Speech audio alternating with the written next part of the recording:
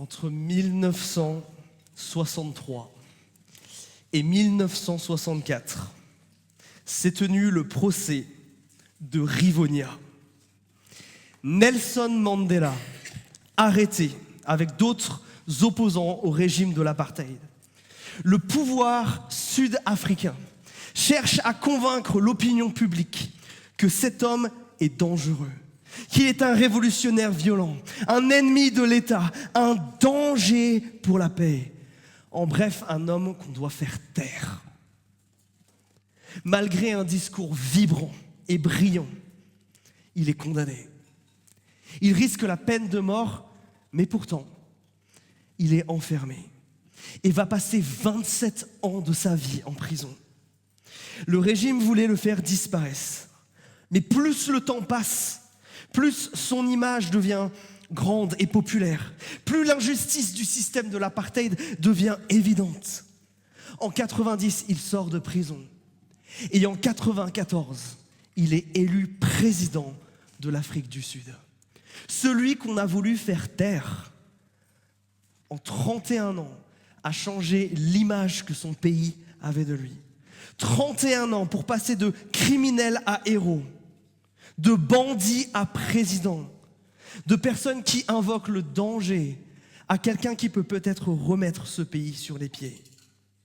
De l'image d'un homme dangereux à un réconciliateur. Mandela, il lui a fallu 31 ans. Jésus, il lui a fallu 3 jours. Parce qu'aujourd'hui, on va voir quelque chose d'absolument incroyable. On va continuer l'histoire du Christ dans Jean chapitre 18. Et vous n'allez jamais voir un procès comme celui qu'on va voir sous nos yeux. Parce qu'au fur et à mesure du temps, Jésus est accusé de plus en plus de choses. Et en étant accusé, il montre l'exact opposé dans sa nature. On essaye de le calomnier, on va même aller jusqu'à le déclarer innocent. Pour une et une seule raison. Ce ne sont pas les hommes qui envoient Jésus-Christ à la croix, c'est lui qui y va. Il n'est pas forcé, il le choisit. Et Gina nous a reparlé, en nous introduisant ce temps de louange, de la souveraineté de Dieu. Et on va la revoir en action dans ce texte. Alors ouvrez vos Bibles ou vos smartphones, Jean chapitre 18, et on va reprendre au verset 13. On s'est arrêté à l'arrestation de Jésus, rappelez-vous, trahi par Judas, mais une arrestation qui ne se passe pas comme celle qu'on voit à la télé. C'est pas la police qui pose les questions, c'est Jésus. Quand Jésus donne son identité, les gens tombent à terre. C'est lui qui se laisse arrêter. Et même, c'est lui qui décide qui on a le droit d'arrêter à ce moment-là. Oui, Jésus l'innocent, mais pas Pierre le criminel qui coupe l'oreille d'un esclave. Et rappelez-vous que Jésus guérit. Et notre histoire reprend ici, verset 13. Ils le conduisirent d'abord à Anne. C'était le beau-père de Caïphe, qui était grand prêtre cette année-là. Ce Caïphe qui avait donné aux Juifs le conseil suivant. Il est avantageux qu'un seul homme meure pour le peuple. Simon-Pierre, ainsi qu'un autre disciple, suivaient Jésus. Ce disciple était connu du grand prêtre et il entra avec Jésus dans le palais du grand prêtre. Pierre, lui, se tenait dehors, près de la porte. L'autre disciple, celui qui était connu du grand prêtre, sortit, parla à la gardienne de la porte et fit entrer Pierre. Alors la servante qui gardait la porte dit à Pierre, « N'es-tu pas toi aussi l'un des disciples de cet homme ?» Il dit, « Je ne le suis pas. » Les esclaves et les gardes se tenaient là. Ils avaient fait un feu de braise car il faisait froid et ils se chauffaient. Pierre aussi se tenait avec eux et se réchauffait. Le grand prêtre interrogea Jésus sur ses disciples et son enseignement. Jésus lui répondit, « Moi j'ai parlé ouvertement au monde. J'ai toujours enseigné dans la synagogue et dans le temple, là où tous les Juifs se rassemblent, et je n'ai rien dit en secret. Pourquoi m'interroges-tu ? Ce dont j'ai parlé, demande-le à ceux qui l'ont entendu. Ils savent bien, eux, ce que j'ai dit. » À ces mots, un des gardes qui était là donna une gifle à Jésus, en disant, « Est-ce ainsi que tu réponds au grand prêtre ?» Jésus lui répondit, « Si j'ai mal parlé, prouve-le. Et si j'ai bien parlé, alors pourquoi me bats-tu » Alors Anne l'envoya lié à Caïphe, le grand prêtre. Simon-Pierre se tenait là et se chauffait.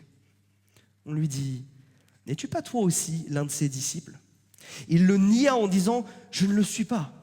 Un des esclaves du grand prêtre, qui était parent de celui à qui Pierre avait tranché l'oreille, dit « Ne t'ai-je pas vu, moi, dans le jardin avec lui ?» Pierre le nia encore. Et aussitôt, un coq chanta. Alors pour comprendre cette histoire, il va falloir que je vous donne un mot de contexte, parce que j'ai bien conscience qu'on ne connaît pas tous comment le système judiciaire d'il y a 2000 ans en Israël fonctionne. Pour comprendre cette histoire, il faut que vous voyez qu'il y a un ping-pong là, entre ce qui se passe à l'intérieur, avec Jésus et cet homme qui s'appelle Anne, et ce qui se passe dehors, avec Pierre. On est à un moment de l'histoire où, rappelez-vous, Israël est occupé par les Romains. C'est un territoire qui est devenu romain. Et les Romains laissent cependant aux Juifs une certaine autonomie. Ils possèdent, les Juifs, leur propre tribunal politico-religieux qui s'appelle le Sanhédrin. Et le Sanhédrin, ça ressemble à ça. C'est un conseil politico-religieux composé des fameux pharisiens, des fameux sadducéens et qui jugent ce qui s'y passe. Et dans ce tribunal siège une figure éminente, celui qu'on nomme le grand prêtre. Le grand prêtre, dites-vous, c'est un peu le pape de l'époque, si j'ose dire. C'est le boss spirituel d'Israël. C'est lui qui supervise tout ce qui est religieux. Et on nous parle là de deux grands prêtres. De Caïphe, qui est le grand prêtre en fonction, et puis de celui qui va interroger Jésus, qui s'appelle Anne, qui était l'ancien grand prêtre, et qui a priori en plus est le beau-père de Caïphe, donc il y a des histoires de famille là. Anne, il a été grand prêtre, et comme c'est un système qui est, on va se le dire, corrompu, ce sont ses fils et maintenant son beau-fils qui mènent la danse. Anne, en fait, c'est un petit peu comme un ancien président, vous savez, chez nous, un ancien président, même quand il est plus en fonction, il conserve une espèce, vous savez, d'aura, une espèce de prestige lié à la fonction qu'il a un jour occupée. Eh bien, c'est un peu le cas de Anne ici. Et a priori, Anne et Caïphe, ils habitent juste à côté, là, sans doute deux maisons qui sont séparées d'une cour, quelque chose comme ça. Et justement, on amène Jésus, pieds et poings liés à Anne. Pour une espèce de garde à vue, là, un dialogue sur la question religieuse, mais qui est en fait un piège et une mascarade. Et oui, parce que les Juifs veulent tuer Jésus. Mais ils font face à deux obstacles. Le premier, c'est le suivant. Pâques arrive. C'est demain qu'il faut le faire disparaître, parce qu'on l'a chopé. Le problème, c'est que dans la loi juive, tu ne peux pas donner une sentence sur quelqu'un, condamner quelqu'un à quelque chose, et dans la même journée, exécuter cela. C'est pour ça que tout ça a lieu de nuit, avant que le jour se lève, pour pouvoir, dès le lendemain matin, tuer Jésus. Et pour pouvoir faire ça, le système judiciaire fonctionne comme ça. C'est un peu différent de la manière dont on procède. Les premiers qu'on écoute, ce n'est pas les avocats dans un procès chez les Juifs. C'est des témoins, des gens qui disent avoir vu des choses ou entendu des choses. Et il faut qu'il y en ait plusieurs qui disent globalement le même truc. Et à ce moment-là, ce conseil qui s'appelle le Sanhédrin va commencer à interroger le suspect pour voir si c'est vrai et mener l'enquête quelque part. Sauf qu'on a un problème. On n'arrive pas à trouver concrètement, à exprimer concrètement quelque chose pour condamner Jésus. Et il nous faut plus de témoins. Alors la stratégie, c'est la suivante. On va emmener Jésus chez Anne, cet éminent grand prêtre. Et en dialoguant avec lui, regardez verset 19, sur ce qu'il enseigne et sur ses disciples, on va bien réussir à trouver quelque chose pour l'accuser. Et qu'est-ce que ça va être fort quand l'ancien grand prêtre, cet éminent personnage, va entrer dans le Sanhédrin et lui-même va accuser Jésus. Voilà le plan qui est en marche. Voilà ce qui se prépare. Anne, en fait, il cherche ici à trouver tout moyen possible et imaginable pour finalement présenter Jésus un petit peu comme un gourou, vous savez, un petit peu comme quelqu'un qui a cherché là à rassembler des gens autour de lui, pas autour de la vérité, pas autour du Dieu d'Israël, mais autour de quelque chose d'autre. Il veut lui donner cette image-là d'un homme qui se sert des autres au final. Et puis il y a une vraie question derrière. Qu'est-ce que ce type peut bien pouvoir dire pour ameuter autant de gens autour de lui? Pourquoi lui, c'est un leader religieux qui semble avoir beaucoup plus d'influence qu'eux? En fait, oui, Anne cherche à déceler tout ce qu'il peut trouver pour faire passer Jésus pour un manipulateur, pour un escroc. Et notre Jésus, lui, il est loin d'être bête. Il connaît la loi et il sait que ce que Anne est en train de faire est complètement illégal. C'est pas possible de faire un procès avant le procès. Et c'est certainement pas à l'accusé de fournir des preuves contre lui. Et donc Jésus sort une de ses punchlines dont il a le secret, là, dans les versets 20 et 21. Va trouver n'importe qui. J'ai toujours parlé en public. Il n'y a pas d'enseignement chrétien caché. J'ai tout dit. Tout le monde peut être témoin. Vas-y, va les trouver, va les chercher. Jésus, il renvoie quelque part Anne dans ses cordes. Et bien qu'il le fait pas de manière insolente, mais c'est perçu comme un affront. Et c'est là, regardez, où va se prendre une patate de la part d'un des gardes du grand prêtre. Et qu'est-ce que fait Jésus ? Regardez, le prêtre l'a interrogé sur 2 choses, et quelque part, il ne répond pas vraiment. Il répond oui sur ses enseignements, qu'il les a tenus publics et que n'importe qui peut répondre sur ça, mais regardez, verset 19, on nous parle aussi des disciples. Jésus ne parle pas du tout des disciples. Pourquoi ? Si vous étiez là la semaine dernière, vous le savez. Jésus a promis de les protéger jusqu'au bout et c'est encore ce qu'il est en train de faire. Et c'est pour ça que ce récit est collé à ce que Pierre fait à l'extérieur. Jésus sait, rappelez-vous, il l'a déjà annoncé à Pierre, qu'il va le trahir, qu'il va le laisser tomber. Et c'est ce qu'on voit. Regardez Pierre face à une jeune fille, face à la gardienne de l'immeuble, se dégonfle, renie Jésus-Christ, dit qu'il ne le connaît pas. C'est ça le roc sur lequel l'église doit être battue ? Eh bien, on est mal barré. Et pourtant, Jésus, lui, de l'autre côté, dans la maison, est en train de le protéger. Et si vous avez fait attention, Pierre va le renier 3 fois. Et chaque fois, ça va être un peu plus compliqué. D'abord, c'est une jeune fille toute seule. Ensuite, c'est en public. Et ensuite, c'est même un parent du gars qui l'a agressé il y a quelques heures. Est-ce que Pierre se fait arrêter ? Non. Parce que Jésus a promis de le protéger. Et là, on a tout un contraste. On essaye de faire passer cet homme pour un manipulateur, pour un escroc. Et Jésus, qu'est-ce qu'il fait là encore ? Il protège et il sert. Ça, c'est incroyable. Et là, il y a une application qui est tellement, tellement importante pour nous. Parce que mes amis, à chaque fois que nous péchons, on se comporte exactement comme Pierre. Quand on pêche par nos actes et par nos mots, on dit à Jésus, je ne te connais pas, je ne te suis pas. Mais ce que ce texte nous montre, c'est que alors que nous pouvons être infidèles, Christ, lui, reste fidèle. Parce que la manière dont ça fonctionne entre nous, c'est pas du karma. C'est pas Jésus qui se lève le matin, qui regarde un peu dans le futur, qui voit comment tu vas vivre ta vie et qui va décider sur le coup s'il va être sympa avec toi ou pas. Non.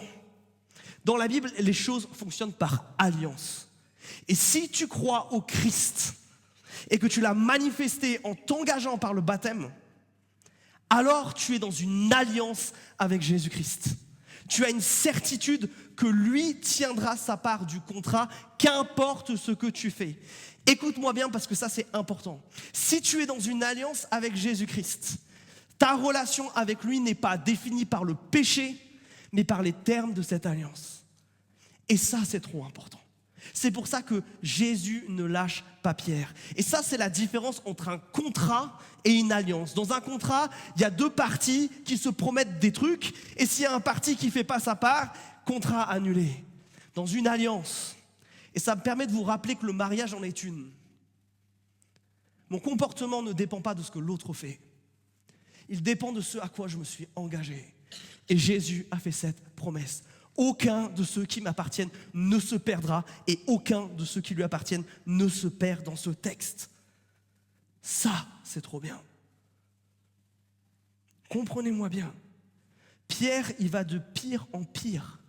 À l'acte presque un peu, on va dire, spontané de Jésus est attaqué, je le défends, je sors mon épée.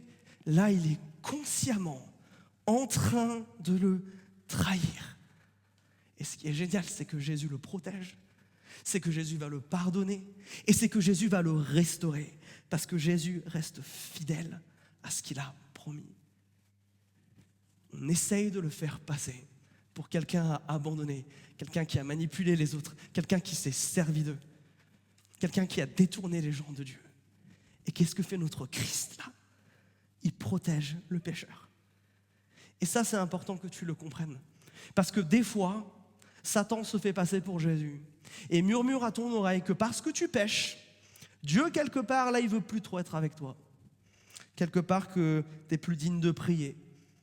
Que non, ça ne sert à rien d'aller à l'église parce que tu es le pire des hypocrites. Vous savez, ce genre de pensée-là, ce n'est jamais l'Esprit de Dieu. Parce que lui reste fidèle à l'alliance que Jésus-Christ a fait avec nous. Et ce qui est génial, c'est que cette alliance, elle est proposée à tous ceux qui veulent croire en son nom. Il a donné le droit d'être enfant de Dieu. Alors, suite à ça, il change de maison. Anne n'a pas réussi à mettre Jésus KO, alors on l'envoie chez Caïphe. On nous le dit au verset 24, et pendant ce trajet, pendant qu'il va se faire interroger jusqu'à la fin du verset 28, c'est là où Pierre finit de renier Jésus. Mais Jean fait quelque chose de bizarre ici. Contrairement aux autres évangiles, où ce procès là chez Caïphe, ce vrai moment dans le Sanhédrin est décrit, ici Jean n'en parle pas. Et il n'en parle pas du tout. Pourquoi? Parce que pour Jean, c'est un procès fantoche. Déjà au chapitre 11, après que Jésus ait fait ce miracle extraordinaire de ressusciter Lazare, ils avaient résolu de le tuer, de le mettre à mal. Et donc pour Jean, ce n'est pas la peine d'en parler. Ce même Caïphe qui, regardez au verset 14, ce qui nous est dit au verset 14, c'est une reprise de ce qui est dit dans Jean chapitre 11. Ils ont décidé de mettre Jésus à mort. Ils vont trouver tous les prétextes possibles et imaginables. Alors qu'est-ce qu'on peut tirer de ce texte? Qu'est-ce qu'on peut appliquer à notre vie, mis à part ce que je vous ai déjà dit? Je crois que dans l'attitude de Jésus, ici, il y a un vrai modèle à trouver dans comment on répond aux fausses accusations. Et de ce que ça veut dire dans les faits, tendre l'autre joue. Et pas parce que Jésus se prend seulement une baffe ici. Mais que le chrétien, il n'a pas à être passif par rapport au mal. Jésus-Christ, ici, il est victime d'une injustice, d'un vice de procédure, et il le dit, et il ne se tait pas. Le chrétien, il n'a pas le droit de répondre au mal par le mal, mais il n'a pas le droit non plus d'être silencieux. Le mal, nous le dénonçons, le mal, nous le condamnons. Et c'est ce que Jésus fait ici, quand il dit « Mais si j'ai fait quelque chose, prouve-le. Si je n'ai rien fait, pourquoi est-ce que tu oses me battre ?» Il y a quelque chose ici d'intéressant parce que je me rends compte que souvent on nous présente que deux options dans notre attitude chrétienne. Soit on se laisse déborder par notre chair et on le sait très bien, la colère, elle n'amène jamais la justice de Dieu, comme dit l'épître de Jacques. Soit on est forcé dans une forme de pacifisme silencieux où il ne se dit rien. Vous savez, quand on dit que Jésus n'a rien dit à son procès, ça ne veut pas dire qu'il n'a pas parlé. Ça veut dire qu'il n'a pas essayé de s'en sortir. C'est très différent. Mais je crois que chrétien, il est important que nous dénoncions le mal et c'est important de le dire. Ok. Alors si ça n'a pas marché avec le Sanhédrin, s'il n'arrive pas à condamner, s'il n'arrive pas à changer qui est Jésus, s'il n'arrive pas à le faire passer sous ce profiteur religieux, il va falloir passer chez les Romains. Là. Il va falloir monter d'un grade. Et alors que vous voyez qu'il ne laisse pas Jésus dormir, qu'il enchaîne les procès dans la nuit, à l'aube, il va voir les Romains. Et il va faire face au vrai boss, Ponce Pilate lui-même, gouverneur romain, celui qui a autorité de vie et de mort sur chaque âme qui erre en ces lieux. Et on va reprendre notre lecture. Regardez, verset 28. De chez Caïphe, ils emmenèrent Jésus au prétoire. C'était le matin. Ils n'entrèrent pas eux-mêmes dans le prétoire, afin de ne pas se souiller et de pouvoir manger la Pâque. Quelle ironie. Ils veulent respecter les commandements de Dieu en n'entrant pas dans la maison d'un païen alors qu'ils sont littéralement en train de crucifier Yahweh. Terrible ironie. Et alors là, qu'est-ce qui se passe? Verset 29. Pilate sortit vers eux et dit « Quelle accusation portez-vous contre cet homme ?» Là, il ne peut pas dialoguer avec Jésus et avec eux. Il est obligé de sortir pour parler avec eux. Ils lui répondirent « Si cet individu n'était pas malfaisant, nous ne te l'aurions pas livré. » Pilate leur dit donc « Prenez-le vous-même et jugez-le selon votre loi. » Les Juifs lui dirent « Il ne nous est pas permis de tuer quelqu'un. » Cela afin que s'accomplisse la parole que Jésus avait dite pour signifier de quelle mort il allait mourir. Dès le départ, on a un problème juridique. Pilate ne comprend pas pourquoi on lui amène Jésus. Ils ont un problème religieux, c'est leur problème, ça n'a rien à voir avec lui. Et la meilleure chose qu'il trouve à dire à Pilate, c'est « T'inquiète, fais-nous confiance, il est coupable ». On ne va pas aller loin. Mais là, ils montrent aussi toute leur détermination. On veut le mettre à mort. Et nous, on n'a pas cette autorité-là. Parce que vous savez, ce tribunal politico-religieux, il a une certaine autorité, mais il ne faut pas déconner quand même. C'est Rome qui a le pouvoir. Pour les affaires civiles, pour les crimes, c'est Rome qui règne. Et donc, eux, ils n'ont pas le pouvoir de l'amener à mort. C'est pour ça qu'ils veulent passer par Rome. Mais regardez encore une fois ce que le texte affirme au verset 32.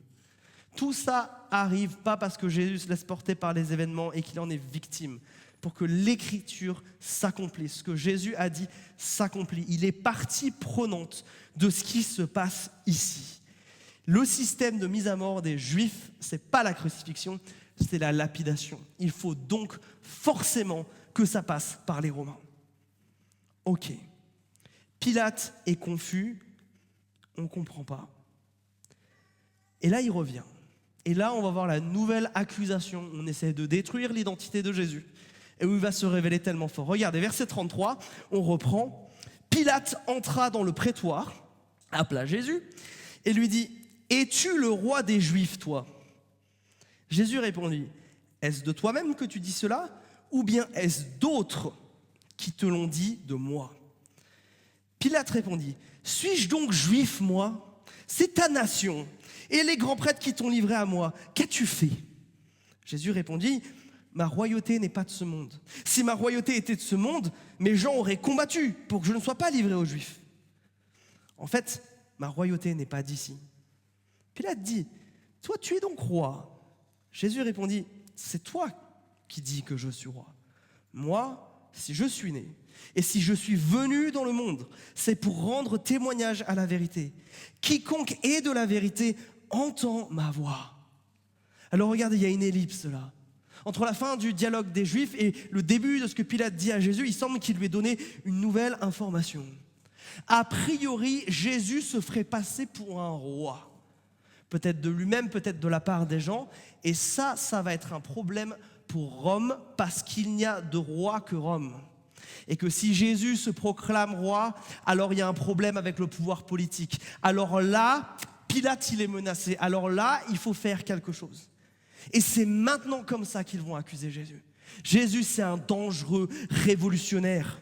Il va empêcher qu'il y ait la paix. Il va créer le chaos et Rome déteste le chaos. Sachez-le, les Juifs ont un amour particulier de la révolte. Il y a eu plusieurs grands moments dans l'histoire des Juifs où ils se sont rebellés contre leurs oppresseurs. Et donc, ils sont prévenus, ils savent ce qui s'est déjà passé. Ça, c'est une accusation en fait puissante. Ils accusent donc Jésus d'être un révolutionnaire.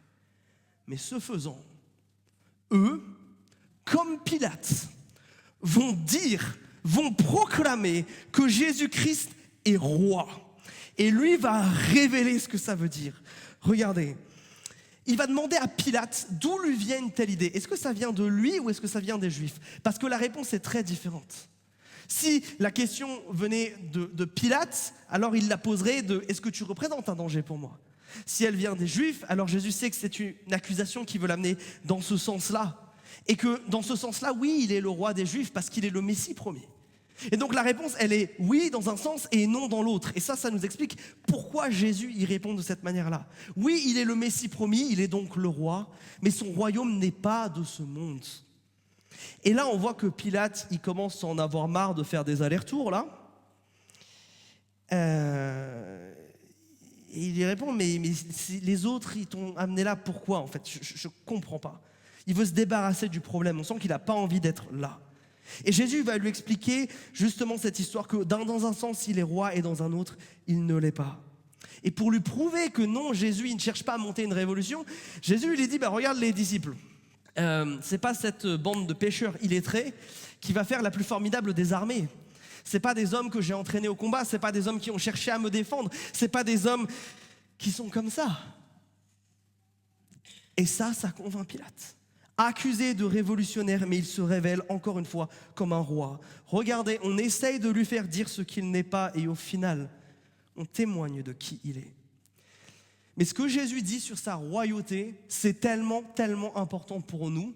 Et on va parler de politique un instant. Alors vous inquiétez pas, je ne vais pas vous dire pour qui voter. Mais il est important de comprendre que notre christianisme, il n'est pas révolutionnaire. Il n'a pas pour objectif de renverser les institutions ou de prendre le pouvoir. Ce monde croit qu'en changeant les lois, en changeant les conditions, on va changer les cœurs. Mais nous savons que cela, c'est faux. Parce que le problème de l'être humain, il n'est pas hors de lui, il est en lui. Que la véritable révolution, elle se fait quand les cœurs sont transformés et transformés par Jésus, pas par un mouvement politique. Le royaume de Dieu, il ne s'établit pas par la révolution, il s'établit par la repentance. Et ça, c'est tellement important.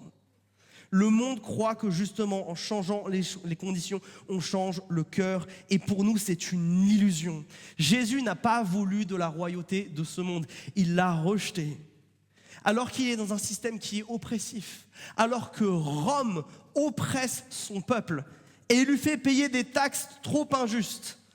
C'est rien ce qu'on paye en carburant là par rapport à eux. Jésus dit quand même de payer l'impôt à César. Jésus n'est pas là pour renverser des institutions. Mais sa manière de lutter contre l'injustice, c'est de transformer des cœurs. Et je crois que c'est important de nous rappeler cela. Je veux vous mettre en garde. Notre parti, c'est celui de Jésus. Le seul isme auquel on doit adhérer, c'est christianisme. Parce que le christianisme et parce que Christ lui-même ne s'aligne absolument pas avec aucun mouvement politique qui a existé, qui existe ou qui existera. Tout le monde veut le ramener à sa sauce. Tout le monde sélectionne dans ce que Jésus dit les petites parties qu'il aime bien. Mais Christ tient seul. Laissez-moi vous le rappeler. Aucune philosophie humaine n'est capable de représenter clairement l'évangile. Chrétiens, nous appartenons et nous sommes citoyens d'un endroit qui est une monarchie de droit divin dont le Fils Jésus-Christ règne. Voilà notre mouvement politique. Pourquoi je nous dis ça ? Parce que malheureusement, en tant que Français, on est même connu dans le monde pour avoir un amour de la politique, pour le fait que ça occupe nos discussions et que ça brise nos familles.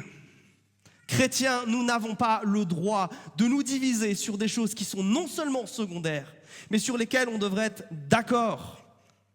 Nous sommes royalistes, pas sur cette terre, mais dans les cieux. Je vois beaucoup trop d'anglo-saxons qui hochent la tête quand j'ai dit qu'on est royaliste.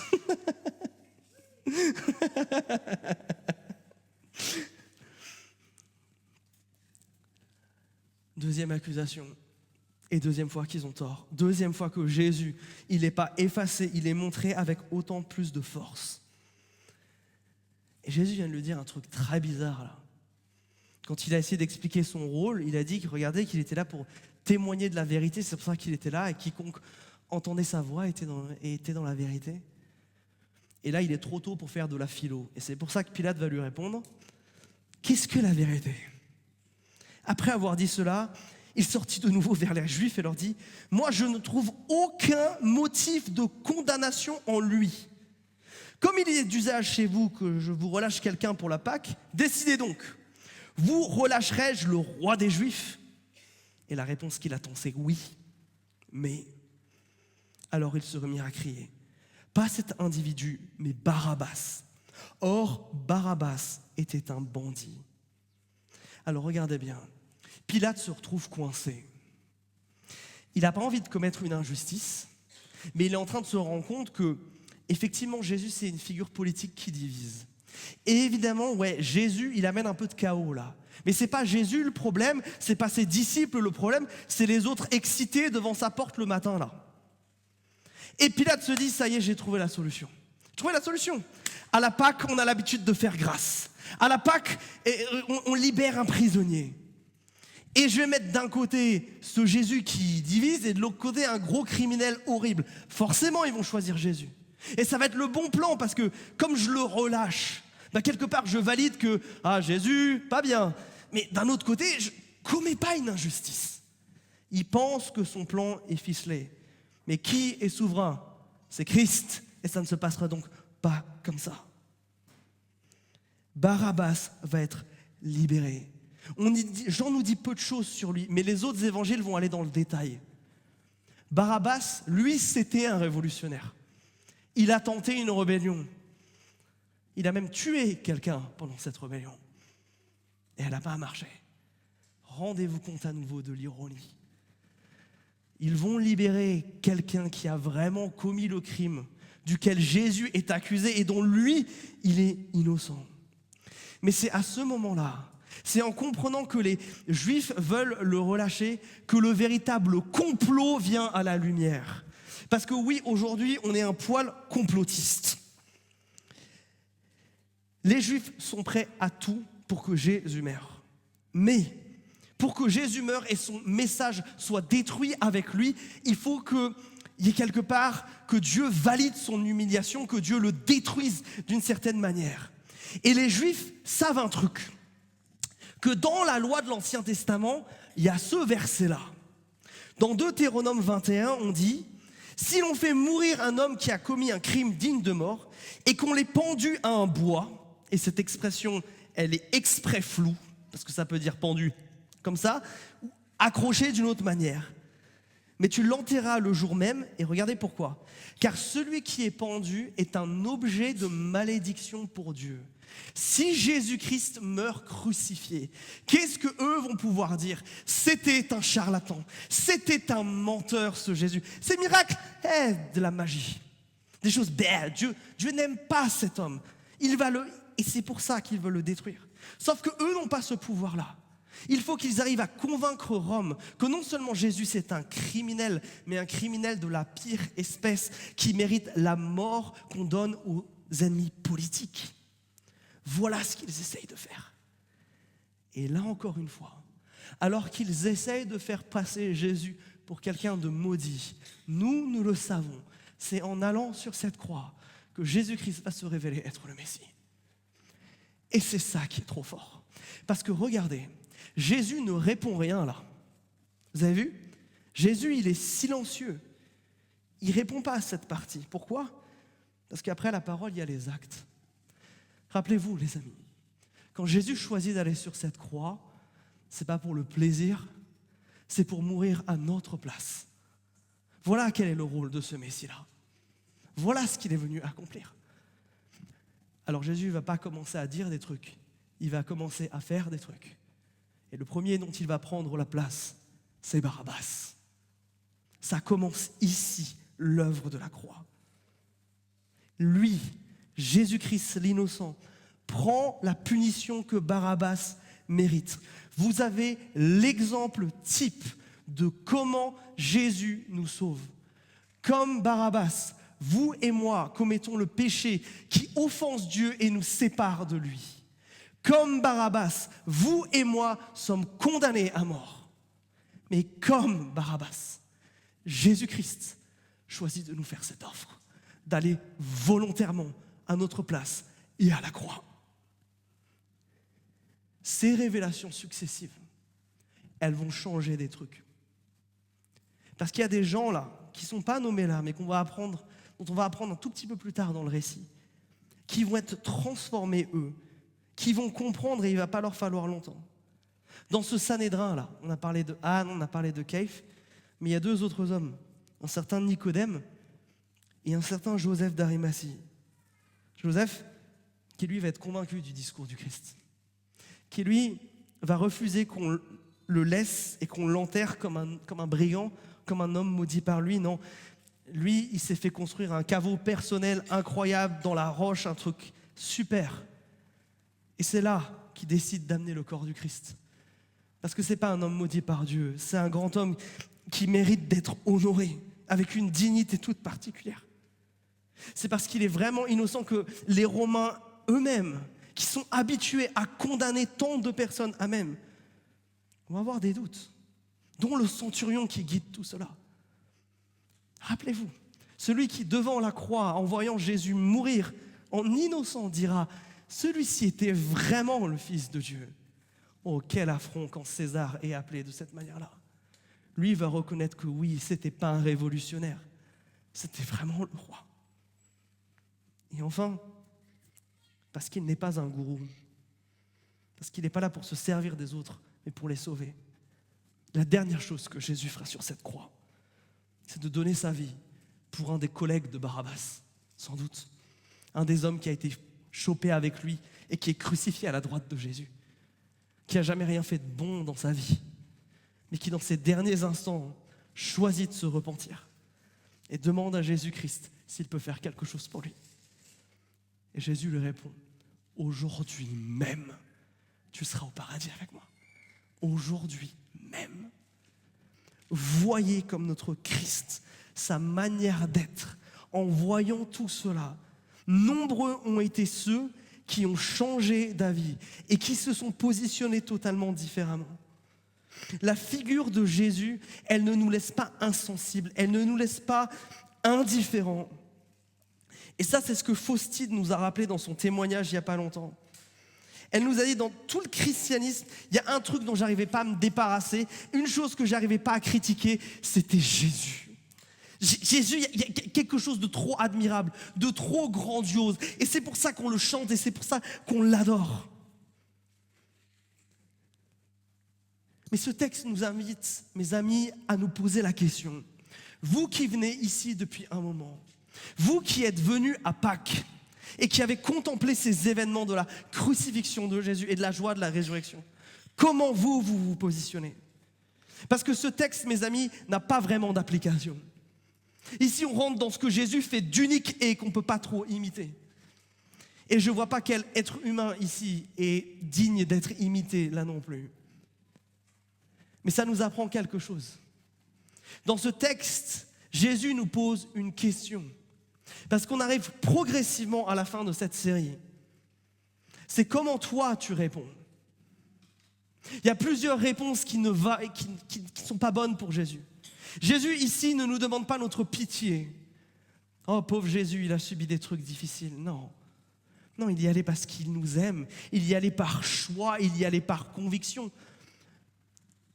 Il ne veut pas de notre pitié ici. Jésus, il ne veut pas non plus une révolution. Il ne veut pas Pierre qui en fait des tonnes et en faisant des tonnes, il pêche. Ça serait tout un sujet là encore, mais mes amis, on pourrait presque croire qu'il pêche pour faire quelque chose de bien. Et c'est faux. Le mensonge n'amène jamais la faveur de Dieu. Jésus ne nous demande pas de pitié. Il ne nous demande pas un zèle excessif. Il ne nous demande surtout pas de le regarder avec dédain. Mais il nous demande de voir ce qu'il cherche à nous dire ici sur son identité. Que cet homme qui vient, il n'est pas venu pour montrer une secte qui dure depuis 2000 ans. Il est venu pour nous sauver, il est venu pour nous faire du bien. Il est venu pour nous délivrer du péché, on l'a encore chanté, pour nous faire goûter à cet amour que le monde ne peut pas nous offrir et après lequel nous aspirons tous. Ce Jésus-là, c'était pas un révolutionnaire, non, c'était pas une figure juste politique qui a traversé les siècles à un moment donné. Si on a changé la date de notre calendrier, ce n'est pas pour rien. C'est parce que ce roi règne et il est là et il change des vies aujourd'hui et il t'appelle à devenir son disciple. Il t'appelle à le suivre. Et enfin, ce Jésus-là, il t'appelle à comprendre que ce qui lui est arrivé, ce n'est pas un signe de faiblesse. C'était pour te sauver. Pour que tu vois que derrière cet homme qui meurt à la croix, il y a la personne qui veut te sauver. Il y a des gens qui disent qu'ils t'aiment, Jésus, lui, te le montre. Il y a des gens qui disent qu'il pourrait faire des grandes choses pour toi. Lui, avant même que tu sois né, a déjà donné sa vie pour te sauver. Jésus nous appelle, les amis, à nous positionner face à ce sacrifice. On ne peut pas rester sans rien faire. Alors, quelle devrait être notre réaction? Eh bien, je crois que c'est celle du personnage peut-être le plus discret de cette histoire, dont j'ai absolument pas parlé. Celui qui arrive à faire rentrer Pierre. Celui qui, lui aussi, est un disciple de Jésus. Et a priori, la gardienne le savait. Celui qui, simplement, se contente d'avoir foi et de suivre Jésus. Pas de partir dans l'extraordinaire, pas de partir dans la révolution, pas de partir dans le misérabilisme, mais de simplement suivre Jésus-Christ et de lui offrir le reste de sa vie. Alors mes amis, je veux vous demander, à Pâques, qu'est-ce que vous avez vu? Est-ce que vous pouvez dire ces 3 choses? Que Jésus, il n'est pas là pour monter une secte, mais il est là pour protéger. Que Jésus, ce n'est pas une figure simplement importante de l'histoire, mais c'est le roi qui règne sur un royaume qui arrive.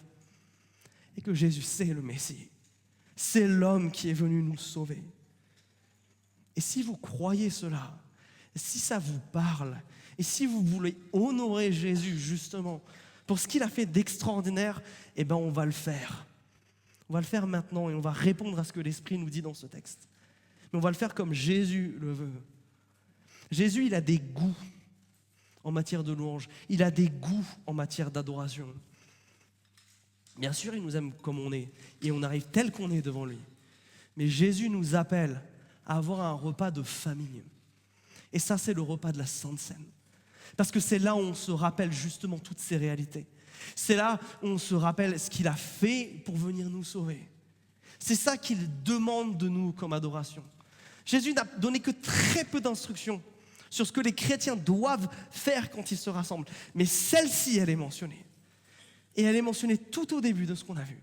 Faites ceci en mémoire de moi. Si vous pouvez dire Jésus-Christ, c'est mon roi. Jésus-Christ, c'est mon protecteur. Jésus-Christ, c'est mon Messie. Et que vous avez envie de l'adorer pour cela.